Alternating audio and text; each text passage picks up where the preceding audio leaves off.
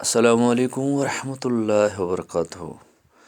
دوستو، اخلاقی کہانیوں کا ایک نیا سلسلہ ہم شروع کرنے جا رہے ہیں، تو آج پیش خدمت ہے اس سلسلے کی پہلی کڑی۔ آج کا عنوان ہے چوری۔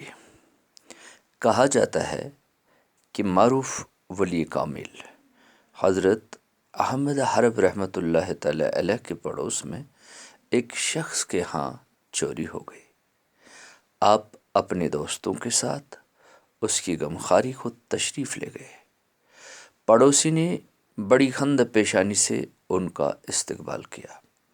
حضرت احمد حرب رحمۃ اللہ تعالی علیہ نے بتایا کہ ہم تمہاری چوری ہو جانے کا افسوس کرنے آئے ہیں۔ پڑوسی بولا، میں تو اللہ کا شکر ادا کر رہا ہوں، اور مجھ پر اس کے 3 شکر واجب ہو گئے ہیں۔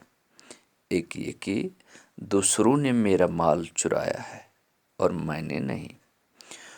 دوسری یہ کہ ابھی آدھا مال میرے پاس موجود ہے، اور تیسرا یہ کہ میری دنیا کو ضرر پہنچا ہے، لیکن میرا دین میرے پاس صحیح سلامت ہے۔ دوستو، اس کہانی سے ہمیں یہ سبق ملتا ہے کہ اللہ کے بندے ابتلا میں بھی اللہ کا شکر ہی ادا کرتے رہتے ہیں، اور کبھی اس کا شکوہ یا گلہ نہیں کرتے۔ اور یہ بھی معلوم ہوا کہ سب سے بڑی دولت دین ہے۔